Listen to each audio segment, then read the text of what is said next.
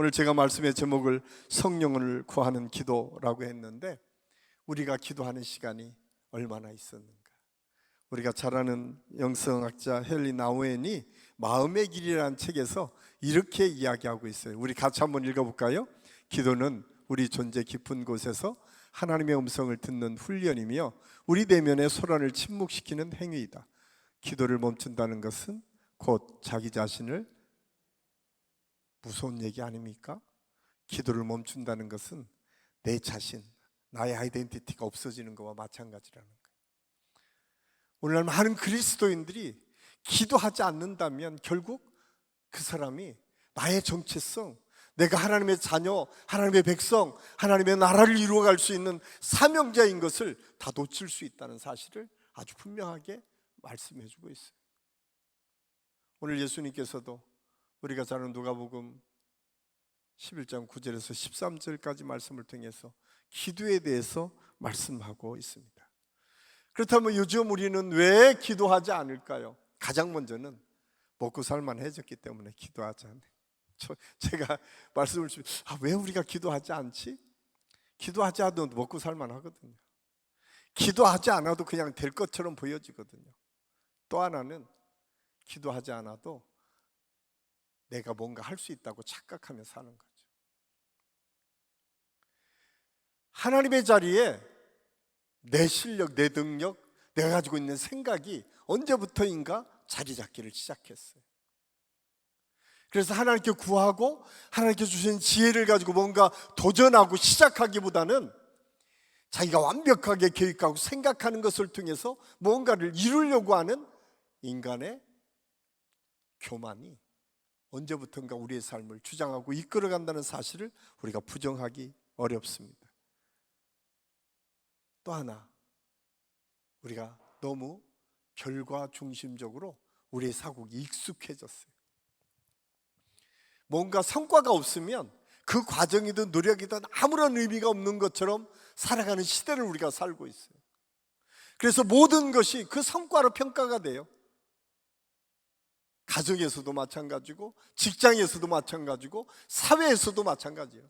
성과를 내지 않으면 그 존재 자체도 인정되지 않는 것처럼 보여지는 시대를 우리가 살고 있어요. 심지어는 부모와 자식 간의 관계도, 가정 안에서조차 그런 모습이 보여요. 교회 안에서는 뭐 말할 것도 없을, 교회 안에서도 성과가 없으면 다 무시되는 것처럼 보여지는 시대를 우리가 살고 있습니다. 그러다 보니까 결과가 나오지 않는 것에 대해서는 늘 우리가 실망하고 좌절해요.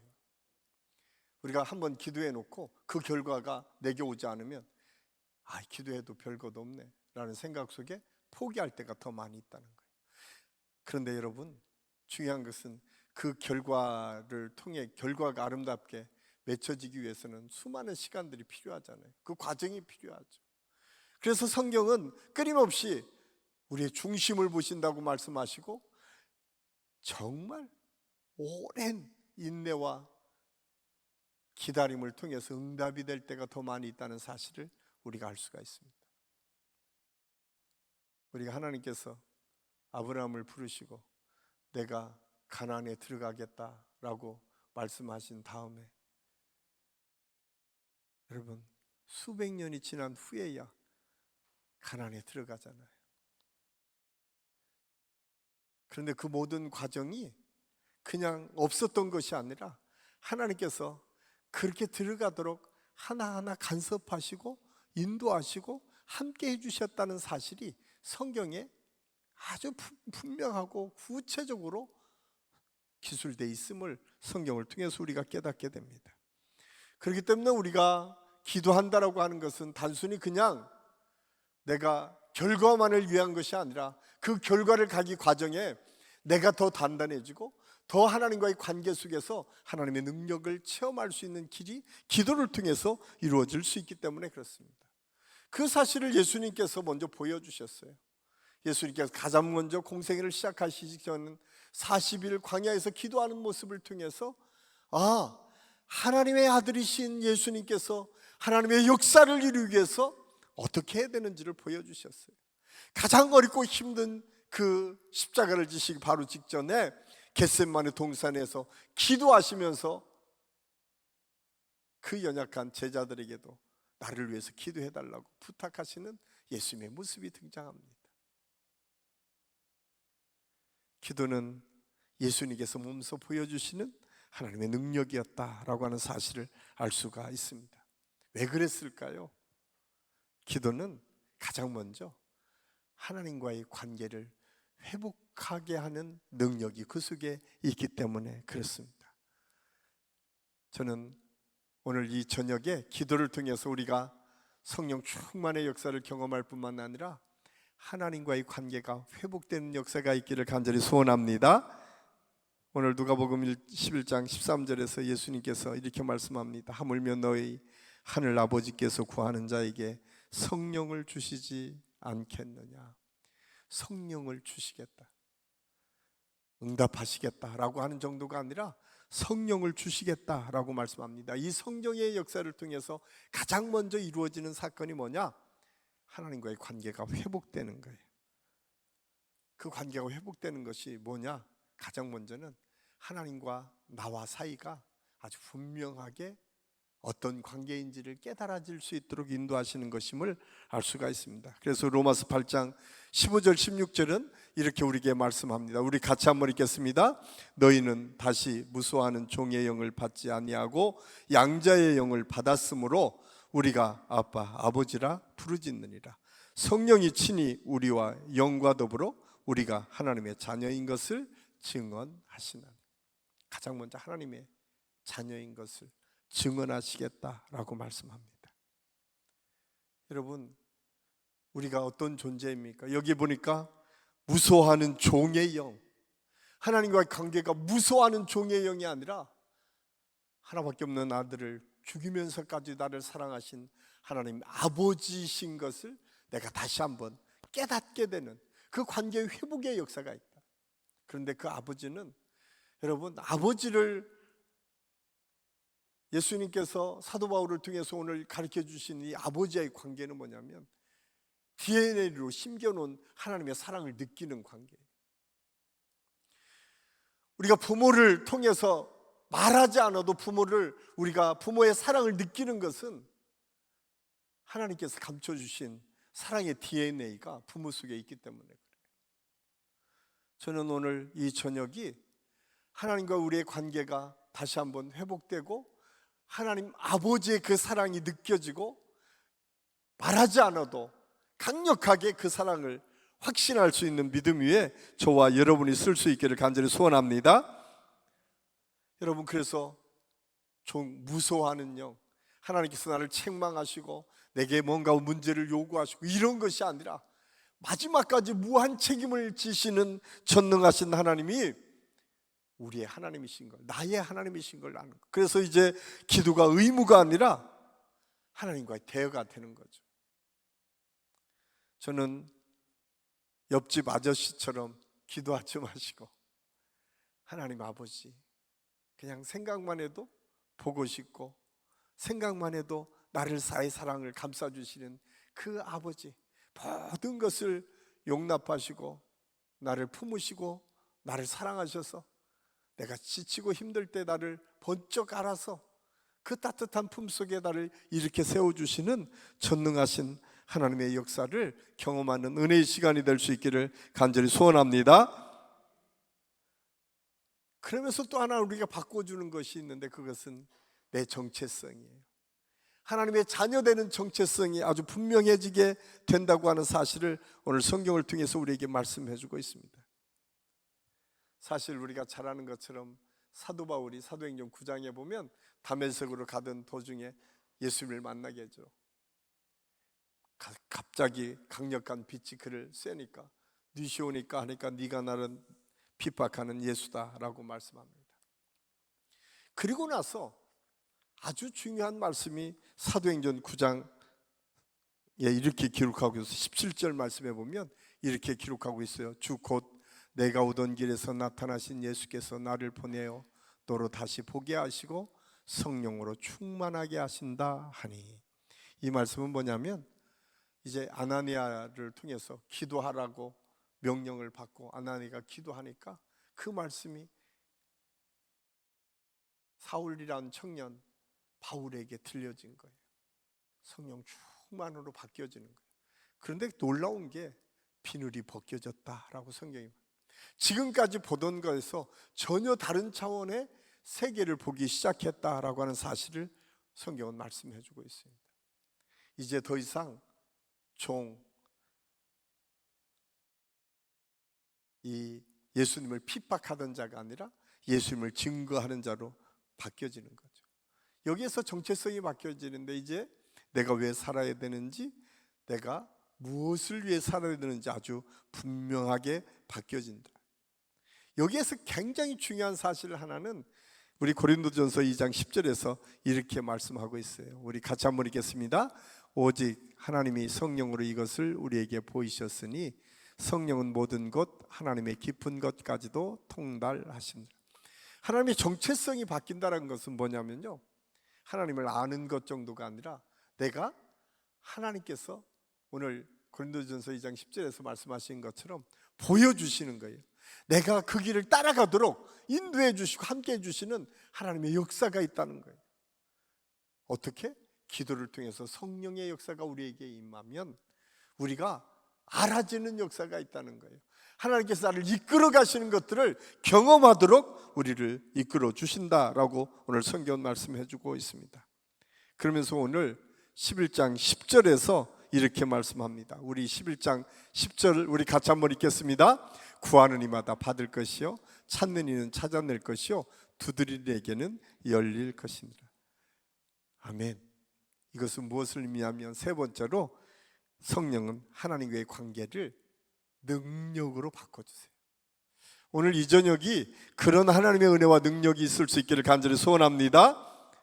우리가 기도를 통해서 성령이 우리에게 임하시면 우리가 능력으로 바뀌는데, 가장 먼저 나타나는 능력은 담대함입니다.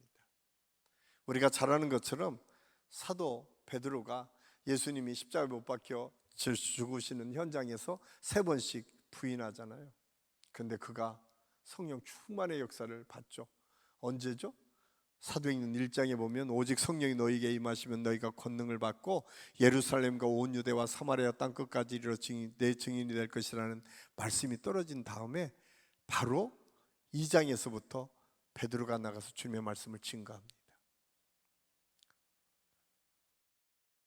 너희가 죽인 그 예수가 메시아이시다. 그런데 놀랍게도 그 말씀이 선포되기 시작하니까 사람들이 가슴을 찢고 회개하기를 시작해요. 그리고 나서 3장에 가면 어떤 능력이 나타나요? 성전 비문에 앉은 안진뱅이를 예수의 이름으로 이렇게 세워주는 기적을 경험하게 됩니다. 그러니까 온 예루살렘이 난리를 난 거예요. 지금 회개하는 사람이 하루에 3,000명, 5,000명씩 생기고 안진뱅이가 일어서고 하나님의 기적 같은 역사들이 일어나니까 이제 관원들이 사도 베드로를 잡아 가두려고 합니다. 그럼에도 불구하고 그는 4장 31절에 이렇게 고백하고 있어요. 4장 31절 우리 같이 읽겠습니다. 빌기를 다음에 모인 것이 진동하더니 무리가 다 성령이 충만하여 담대히 하나님의 말씀을 전하니라. 담대해진다는 거예요. 저는 우리 한식의 모든 성도들이 성령 충만의 역사를 통해서 여러분의 삶의 환경에 때로는 힘들고 어려운 일들이 우리를 공격해 올지라도 담대함으로 그 모든 것을 이겨나가는 능력의 역사가 있기를 간절히 소원합니다. 또 하나 알게 하시는 지혜를 주시겠다라고 말씀하고 있습니다. 고린도전서 2장 12절은 이렇게 말씀합니다. 우리 같이 한번 읽겠습니다. 우리가 세상의 영을 받지 아니하고 오직 하나님으로부터 온 영을 받았나니 이는 우리로 하여금 하나님께서 우리에게 은혜로 주신 것들을 알게 하려 하십니다. 알게 하시는 능력, 지혜의 능력을 우리에게 말씀해 주고 있습니다. 이것은 단순히 논리적인 사고나 이 세상의 지식을 의미하는 것이 아닙니다. 하나님의 뜻을 분별하고 그 뜻을 따라 움직일 수 있는 능력입니다. 이 시대를 분별할 수 있는 능력, 그리고 하나님께서 그 능력을 통해서 우리를 이끌어 가시는 것들을 경험한다라고 하는 사실을 말씀해 주고 있습니다. 저는 오늘 이 저녁 저와 여러분이 기도하는 중에 성령 충만을 통해서 분별력의 능력과 또 하나님께서 우리를 이끌어 가시는 능력, 그 능력을 체험할 수 있기를 간절히 소원합니다. 마지막으로 사랑과 섬김의 실천을 할 수 있도록 우리를 이끌어 가십니다. 우리가 잘 아는 것처럼 갈라디아서 5장 22절에서 23절까지 말씀해 보면 성령의 9가지 열매를 얘기하죠. 여러분, 성령 충만은 그런 열매가 맺혀지는 거예요. 우리는 기적하면 죽은 자가 살아나고 병든 자가 고쳐지는 하나님의 능력만을 이야기합니다. 그런데 기적은 어떤 기적이죠? 내가 하나님을 온전히 신뢰하고 믿는 것이 기적이에요. 또 하나 기적이 뭐냐면 내가 나를 힘들게 하고 어렵게 하는 사람을 용서하는 것이 기적이에요. 여러분, 병든 자 치료하고 회복되는 것은 병원에 가서도 가능하고 이단들도 다 할 수 있는 거예요. 그런데 하나님을 믿는 것, 이거는요 아무도 흉내낼 수 없는 거예요. 오직 성령이 아니면 예수님을 주라 신할 수 없다라고 얘기하거든요. 그래서 여러분이 지금 이 자리에 있는 게 기적이에요. 아멘.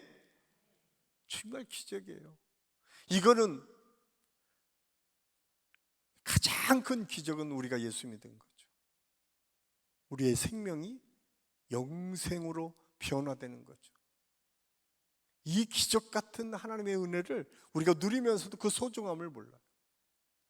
여기에 무수히 많은 기적들이 있을 수 있어요. 그런데 그 기적은 내게는 아무런 의미가 없을 때가 더 많이 있어요. 그런데 내가 의미 있는 거는 내가 주님을 만나고 주님을 고백하고 구원받았다는 사실, 이것은 이 세상 어떠한 것도 바꿀 수 없는 기적 같은 하나님의 은혜입니다. 여기에 또 하나, 누군가를 용서하고 용납할 수 있다는 것은 쉽지 않습니다. 우리 주님께서 십자가에서 모든 죄를 담당하시고 지신 이유, 그것은 예수님의 십자가를 통해서 또 다른 사람을 살려내는 역사를 이루시기 위함이었어요. 우리가 누군가를 용서한다고 하는 것은 그 용서를 통해서 새로운 관계가 시작되고 그 새로운 관계를 통해서 또 한 사람이 살아나는 역사를 이룰 수 있기 때문에 귀한 거예요. 그것이 기적이에요. 그런데 성령 충만의 역사가 그 기적을 이루시겠다라고 말씀하고 있습니다. 저는 오늘 이 저녁이 그 성령 충만의 역사를 통해서 우리를 응어리지게 하고 아프게 하고 힘들게 하고 있는 그 모든 것을 내려놓고 해결받는 은혜의 역사, 축복의 역사가 있기를 예수님의 이름으로 간절히 축원합니다. 그것이 하나님의 기적이에요. 성령 충만은 이렇게 담대함을 주고 지혜를 주고 사랑을 실천할 수 있는 능력을 우리에게 주셔서 기적 같은 하나님의 역사를 이루도록 도우시는 성령의 역사가 기도를 통해서 이루어졌다. 오늘 성경은 예수님께서 성령을 주시겠다 약속하고 있는데 오늘 이 저녁 저와 여러분이 이 성령 충만의 역사를 통해서 이 기적들을 경험하는 은혜의 시간, 축복의 시간이 될 수 있기를 예수님의 이름으로 간절히 축원합니다. 기도하겠습니다. 아버지 하나님, 은혜를 감사합니다. 오늘 말씀을 통해서 우리가 왜 기도해야 되는지, 기도를 통해서 성령 충만의 역사가 우리의 삶을 어떻게 바꿔가는지를 함께 생각했습니다. 주님, 내가 기도할 때마다 깊은 하나님과 영적인 교제를 이룰 수 있는 은혜가 있게 하시고 하나님과 관계가 회복될 수 있도록 하나님이 역사하여 주시옵소서. 아버지 하나님께 주신 은혜를 통해서 우리 모든 성도들이 오늘 주신 이 말씀을 따라 이제 관계의 회복뿐만 아니라 나의 정체성이 바뀌어지고 그 관계의 회복을 통해서 주시는 주님의 능력을 힘입는 은혜의 시간, 축복의 시간이 되게 도와주시옵소서. 그래서 우리 한신교회가 이 놀라우신 하나님의 은혜와 능력을 체험케 하시고 기도를 통해서 새롭게 변화되는 하나님의 역사를 이루어가게 도와주시옵소서. 함께해 주시는 은혜를 감사하고 예수님의 이름으로 감사드리며 기도하옵나이다. 아멘.